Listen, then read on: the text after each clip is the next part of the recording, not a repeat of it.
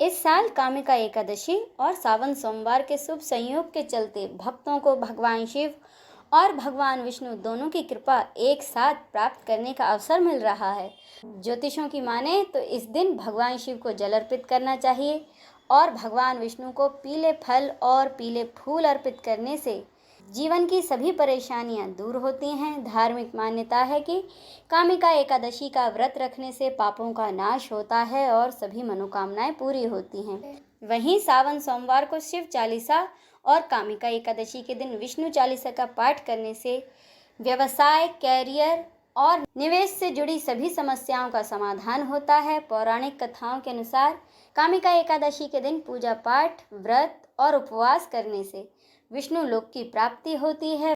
वहीं बात करें सावन सोमवार की, तो इस दिन भगवान शिव शंकर का व्रत और पूजन करने से भोलेनाथ अतिशीघ्र प्रसन्न होते हैं। इस दिन भक्त शांताकारम भुजगशयनम और जय गिरिजापति दीनदयाला जैसे स्तुति मंत्रों का पाठ करने से भगवान शिव और भगवान विष्णु दोनों को प्रसन्न कर सकते हैं।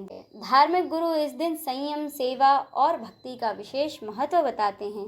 घर में विष्णु चालीसा और शिव चालीसा का पाठ करने से सकारात्मक ऊर्जा और शांति का वातावरण बनाया जा सकता है। कामिका एकादशी और सावन सोमवार का यह अद्भुत संयोग भक्तों के लिए शुभ संकेत है।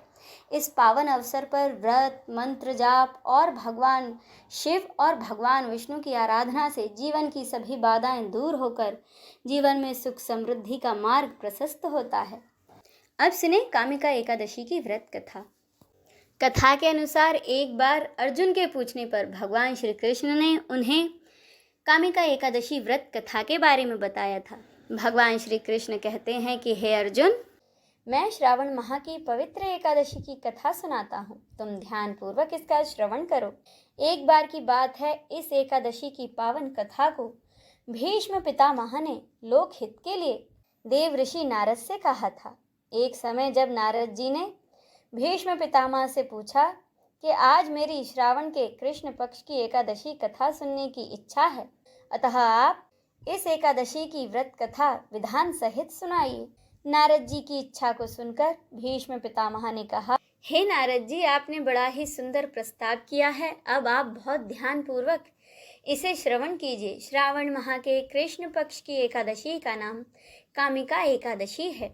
ये एकादशी सभी कामनाओं को पूरा करने वाली है। इस एकादशी की कथा सुनने मात्र से ही वाजपेयी यज्ञ के फल की प्राप्ति होती है। कामिका एकादशी के व्रत में शंख, चक्र, गदाधारी भगवान विष्णु का पूजन होता है। जो मनुष्य इस एकादशी को धूप, दीप, नैवेद्य आदि से भगवान विष्णु की पूजा करते हैं, उन्हें गंगा स्नान के फल से भी उत्तम फल की प्राप्ति होती है।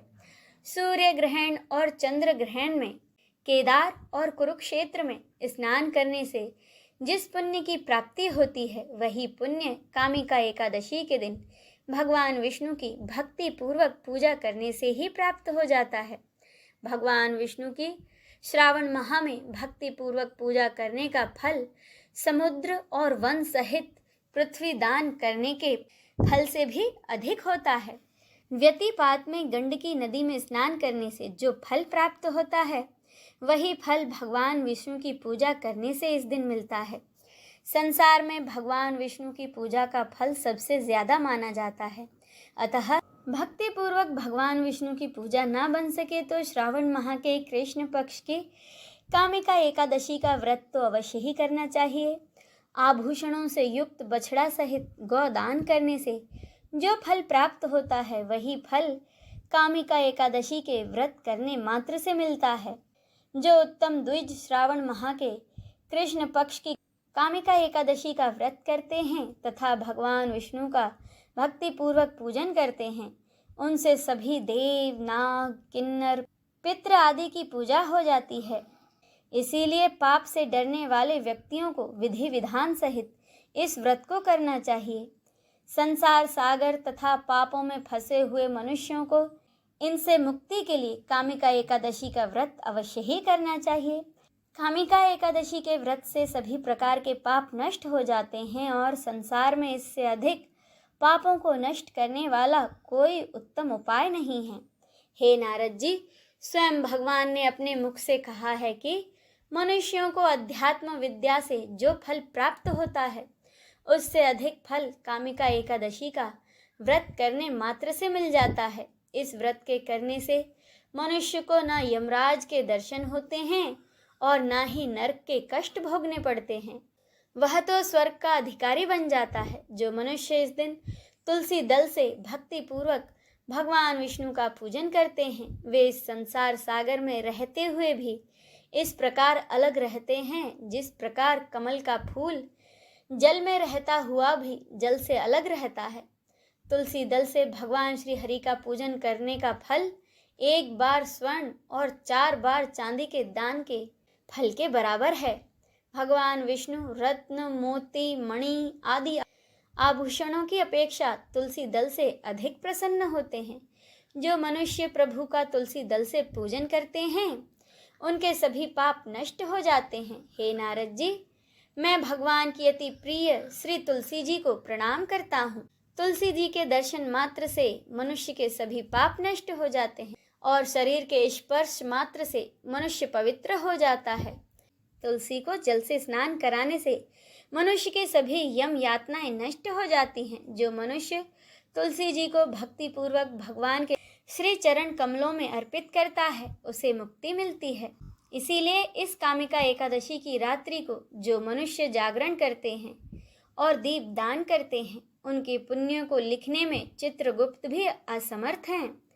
एकादशी के दिन जो मनुष्य भगवान के सामने दीप जलाते हैं उनके पितर स्वर्ग लोक में अमृत का पान करते हैं। भगवान के सामने जो मनुष्य घी या तिल के तेल का दीपक जलाते हैं उनको सूर्य लोक में भी सहस्त्र दीपकों का प्रकाश मिलता है। अब आप इसकी व्रत कथा सुनिए। कथा के अनुसार एक गांव में एक वीर क्षत्रिय रहता था। एक दिन किसी कारणवश उसकी एक ब्राह्मण के साथ हाथापाई हो और उस हाथापाई में उस ब्राह्मण की मृत्यु हो गई। अपने हाथों मरे गए ब्राह्मण की क्रिया उस क्षत्रिय ने करनी चाहिए, परंतु पंडितों ने उसे क्रिया में शामिल होने से मना कर दिया। ब्राह्मणों ने बताया कि तुम पर ब्रह्म हत्या का दोष है, पहले प्रायश्चित कर तुम इस पाप से मुक्त हो, तब हम तुम्हारे घर भोजन करेंगे। इस पर उस क्षत्रिय ने पूछा कि इस पाप से मुक्त होने का क्या उपाय है। तब सभी ब्राह्मणों ने बताया कि श्रावण माह के कृष्ण पक्ष की एकादशी को भक्ति भाव सहित भगवान श्री हरि का व्रत एवं पूजन कर ब्राह्मणों को भोजन करा के उन्हें दान दक्षिणा दो। उन्हें दान दक्षिणा देने से और उनका आशीर्वाद प्राप्त करने से तुम इस पाप से मुक्त हो जाओगे। ब्राह्मण द्वारा बताए गए इस उपाय पर व्रत कराने वाली रात में भगवान श्री हरि ने उस क्षत्रिय को दर्शन देकर कहा कि तुम्हें ब्रह्म हत्या के पाप से मुक्ति मिल गई है।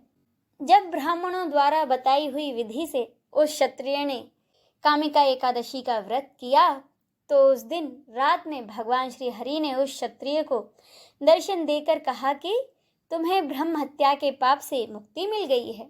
इस व्रत के करने से ब्रह्म हत्या आदि के सभी पाप नष्ट हो जाते हैं और इस लोक में सुख भोग कर प्राणी अंत में विष्णु लोक को जाते हैं। इस कामिका एकादशी के महात्म्य के श्रवण एवं पठन से मनुष्य स्वर्ग लोक को प्राप्त होता है। इसी के साथ यह व्रत कथा संपूर्ण होती है। पंचांग के अनुसार सावन महीने के कृष्ण पक्ष की एकादशी तिथि की शुरुआत होगी 20 जुलाई को दोपहर 12:12 से और इसका समापन होगा 21 जुलाई को सुबह 9:38 पर। इस दिन ब्रह्म मुहूर्त रहेगा सुबह 4:14 से 4:55 तक। सूर्योदय होगा सुबह 5:36 पर। सूर्यास्त शाम 7:18 पर। विजय मुहूर्त दोपहर 2:44 से 3:39 तक रहेगा। वहीं गोधूली मुहूर्त शाम 7:17 से 7:38 तक। निशिता मुहूर्त रात 12:07 से 12:48 तक। आज इस वीडियो में बस इतना ही। बोलिए भगवान शिव शंकर की जय, भगवान विष्णु की जय। हर हर महादेव।